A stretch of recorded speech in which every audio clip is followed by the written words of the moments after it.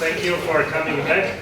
I want to introduce Mladen Berekovic as our last speaker, who was postponed after lunch. Mladen got a PhD from University of Hanover. He worked for IBM on processor design, and later on also at IMEC, where he was active on mobile devices. Since 2007, he has been a chair for chip design of embedded computing. Okay, Mladen, please start your presentation. Yes, so my talk will be on models that we are designing within the EMC Square project that are intended for use in cyber physical systems for mixed criticality. But before I start with my talk, let me have a small side remark, a little advertising. We are preparing again the second workshop from EMC Square workshop at HiPeak conference, which will take place January 2016 in Prague. So I want to encourage you to submit. It's specifically dedicated to the participants of EMC Square, so it's just for us. I will circulate the call for papers. And whatever you have as a technology, piece of technology or application or demonstrator, feel free to submit a proposal and you can present it at this conference. I've added the web page, and yeah, please feel free, encouraged to submit for the workshop, January 2016. Yeah, when we're talking about design methodologies for mixed criticalities or multiprocessors, the tools and methodologies have to reflect the increased complexity, as our first speaker has nicely presented this morning. So complexity is a big issue. And one way to deal with this is, apart from abstraction of course, is introduction of formal methods, things like worst case execution time analysis, but also early system validation of hardware and software components, and integration becomes important. And for this we need faster simulation models, so faster and more accurate simulation models. And this raises the question or issue of virtual system prototyping. So what is such a prototype, a virtual prototype? This is a demo system on a virtual system platform. A virtual system platform, or VP, is something like a fast functional software model of an embedded system, for example like an electronic control unit, of an existing one or a future one. It consists typically of a fast instruction set simulator of a processor, and a set of models for chip and onboard components such as bus, memory, etc. And the decisive thing is it is executing the same binaries as the real hardware. So it is a software model that is binary compatible with the hardware. You can download the bitstream, the binaries, the executable files, and they will run on this simulation model. Therefore, you can execute it on standard compute platforms. You don't need these boards, evaluation boards. And basically the software methodology used comes from electronic system level design techniques that have been developed in the last 10-15 years, and is heavily based on a System C programming language and TLM modeling. I will explain what this means for fast hardware software simulation. So a virtual system platform looks to the operating system and the applications like the real hardware. It's not distinguishable. So this shows how this could be integrated into an automotive design environment from an OEM perspective. You have a separation of technical and functional integration. So the tier 1 can secure execution of the software, the technical integration, while the OEM tests functionality of a subsystem functional integration. Yeah? So this is actually taken from Germany. You have the requirements, then you have the specification, and then after 1 year of the specification you have something which is called an A model, and then there is a B model. And the trick is a virtual prototyping. You can kind of move the A model forward. You can have it 6 months earlier because it's a software model, but it behaves like a board. Yeah, with a virtual prototype. This shows roughly the concepts that are used for that virtual prototyping. It's a research paper from Denso, relatively recent. So it shows the concept of System C and TLM. So back from the specification, you can implement your system in a high-level language. There is also an analog interface. It's called System C AMS, where you can add sensors, for example, input and output. It has very fast digital simulators, And this way you can kind of integrate the whole system to a virtual platform. So they are exploring the use of this in Denso automotive systems. You could also use it for, let's say, ECU or engine control by having a control model, a joint simulation model with your microcontroller model. You can put these two together to have a complete hardware-software co-development system. And in this case, you can move from hardware in the loop, where you put the hardware board in the simulation loop. With the ECU, you can move to virtual hardware loop. So instead of using the hardware of the ECU board to put it in the simulation prototyping environment, you can put the virtual hardware in the loop, getting a completely software model. So there's no hardware anymore. It's not really hardware in the loop, it's complete software model. Yeah, this shows the applications, how this would look like. For example, for an ADAS system, you have the vehicle model with motor, vehicle electronics, HMI sensors. You have an ECU for driver assistance, and then you could run script-based test specifications where you emulate the displays and the inputs and the screen model. The whole thing is kind of a virtual prototype simulatable in a computer. Now, if you look at the development phases, this is from Hitachi, who are also thinking in this direction. You start with a pure model-based approach where you have abstract models of stimulus and reaction. Then you move to a code-based software in the loop model where you use pure software to model your system behavior. And originally, then you would move to the hardware in the loop, which is on the right side, or processor in the loop model. And here you can put in two steps in between. This is the blue ones, I hope you can see it. So one is the virtual hardware, where you basically already use the processor, code on the processor, but it's still untimed. And then you can refine it, you can have a processor model that is timed. It's a little bit slower in simulation, but you get full clock cycle coverage and so on. So this shows how this would be integrated in the software design cycle. So you can use this for early software development. So you have high performance simulations, so you can run your software debugging and development on it. Fast platforms are available, and since they are in the computer, of course, debugging is much easier. I have a slide that shows this. So that means you can validate your hardware-software integration 1 year before the availability of the real hardware.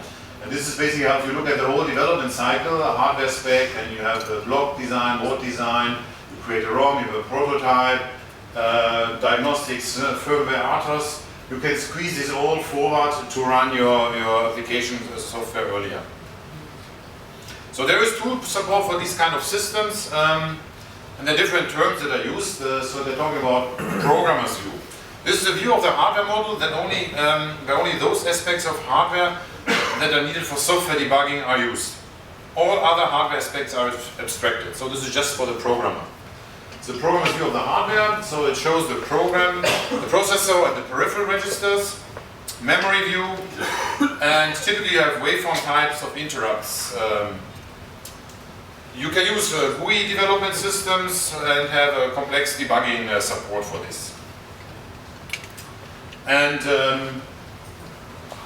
you have a full electronic system design debug of multi-core and multiprocessor, and a new non-intrusive way to trace, analyze, and profile your systems. Yeah, it's much easier to profile what your program is doing if it's in software. So this is an example of such a system that you can use with GUI design. You have software coverage analysis, which also extends to the hardware because it's written in software. You have symbolic debugging, and you have also tools for multi-core analysis and synchronization. I will talk a bit about this later. And below this, you have a processor access layer where you really access the processor components. These can be self-written, or there are commercial components available, for example, from ARM, or Impera's processor models and third-party IP. So you can mix your own design with third-party design. The performance, to give an idea about performance, there is a demonstration from Cadence that shows such a mixed simulation environment, and this runs actually at 30 megahertz. So your whole ECU is running at 30 megahertz, fully software simulated. And they have a system showing some street sign detection, which is almost done in real time on a software model. So how does this work? How do we achieve this? So this is based on a System C language standard, which is IEEE compliant. It's not really a language, it's a class library extension for C++, so it's basically C++ GCC compiler below it. The advantage is you have the same language for your hardware design and for your application design. You don't need something like Verilog, VHDL, hardware description languages. This makes design much easier, and you can start from your application software and gradually move it to hardware. So this makes the design of specifically hardware software systems with hardware accelerator of software functions much easier. This is where it comes from. We are talking about transaction level modeling, or TLM methodology. Specifically, if we target the transaction in our design process, and this delivers us a very high speed up in the simulation, up to several orders of magnitude of speed up compared to hardware description languages. And this is why we can use it for virtual prototyping. It's kind of an executable spec. The TLM modeling approach actually distinguishes 3 different levels. There is the LT level, loosely timed, or programmer's view level, where you just have an abstract model behavior of your hardware just for software design verification. There is an approximately timed model which gives you some clock cycles but not precise, something like 90% accuracy and 90% speed, so far the theory. And there is something which is cycle true, which is corresponding to the hardware description languages, where you have a cycle true model of your hardware, but of course simulation speed then is much lower. So the high abstraction levels together with the high simulation speed enables the real prototyping and design space exploration of very complex hardware software systems such as ECUs or board networks. And this shows actually how this integrates software and hardware design development. Yeah? I mean, you start with your system requirements, typically have a hardware software partitioning. The trick now is with these virtual models, you can keep this whole is all software. Yeah? Also the hardware part is software. And that means you can run your validation cycles, first software design, first hardware design, and detail much earlier. You can run it all in a computer. So how is hardware design with transaction level modeling? Just to have an idea how this fits together. You can look at systems from a very high perspective. Yeah? Let's take a camera, you have an image sensor, encoder, and compact flash camera. And the idea of this transaction level modeling is to separate functional communication. So you describe your hardware function on one side and the communication on another side, and this makes it easy to have a special analysis of the communication later on. Then you can refine your components and your communications and can come from more abstract levels down to cycle true models. For example, you could use abstract but precise bus protocols. And this altogether forms a virtual system platform. And these are binary and register compatible, and this can also be combined with hardware description languages, VHDL, RTL models, in order to check functionality. Yeah, this is a little visionary slide I use in my lectures, so how this should go. Yeah? You start with a specification, you have this TLM modeling and partitioning into 3 components, software, communication, and hardware. All is done in system C level, so the hardware is described system C. And based on this, you can do more or less automatic synthesis of software, communication, and hardware, and this ends up in a joint hardware-software implementation, all simulated in a computer environment. And of course, for the synthesis, you might want to use formal methods and tools. Now, more from a business perspective, how can I use this to accelerate my time to market? These are real examples from Cadence, where they have benchmarked Verilog against System C models. And this is a large program. You see, System C is much smaller, much less lines of code, and the verification process, the simulation time is accelerated, in this case also by a factor of 20. So you can make your design exploration much faster. This also means, since it's at a higher level of granularity, you can easily change models. You can, let's say, change bus models. You can double the clock frequency of the CAN bus, for example. It's just one snip in the code, and you can try what happens. Yeah, so you have efficiency potential and also strategic potential. So efficiency means early in the hardware phase, design phase, you can do debug. You can play with the system configuration easily, in contrast to real hardware prototypes where this is impossible. And you can directly link your framework to all kind of debugging potentials.